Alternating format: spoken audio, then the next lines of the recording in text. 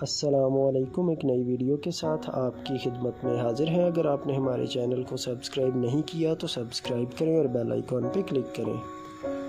حضرت امام غزالی رحمۃ اللہ علیہ فرماتے ہیں، ظالم کے مرنے پر ملال ہونا ظلم میں شامل ہونے کے مترادف ہے۔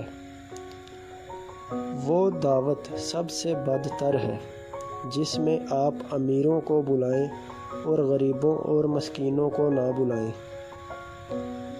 کسی بھی مخلوق کی پہچان علم سے نہیں ہوتی، ادب سے ہوتی ہے، کیونکہ علم تو ابلیس کے پاس بھی بہت تھا لیکن وہ ادب سے محروم تھا۔ انسان کی دولت، طمع اور حرص علم اور دانشوری کو بھی ضائع کر دیتی ہے۔ میزبان کو انتظار میں مت ڈالو، مقررہ وقت پر پہنچو۔ ظالم، فاسق اور متکبر کی دعوت قبول مت کرو۔ علم کا مطالعہ کرو اور وہ علم اپنے اندر کے حالات جاننے کا ہے۔ برے سلوک کا بہترین جواب اچھا سلوک ہے اور جہالت کا بہترین جواب خاموشی ہے۔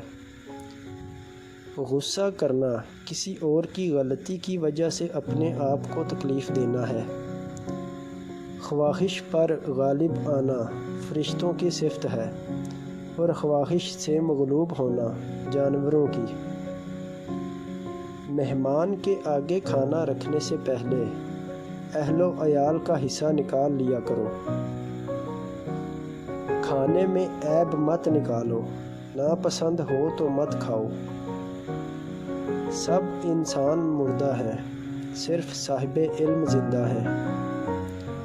مہمان کے آگے تھوڑا کھانا رکھنا بے مروتی ہے اور حد سے زیادہ رکھنا تکبر ہے۔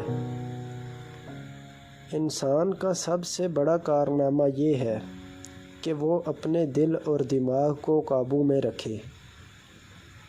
جو شخص حرام کھاتا ہے اس کے تمام اعضاء گناہوں میں پڑ جاتے ہیں۔ ادب کا دروازہ اتنا چھوٹا اور تنگ ہوتا ہے کہ اس میں داخل ہونے سے پہلے سر جھکانا پڑتا ہے۔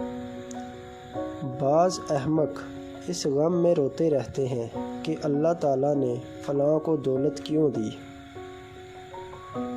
عابد کو کھانا کھلانا عبادت میں مدد کرنا ہے اور فاسق کو کھانا کھلانا فسق میں مدد کرنا ہے۔ کھانا بھوک سے کم کھاؤ تاکہ قوت عبادت اور صحت میسر آئے۔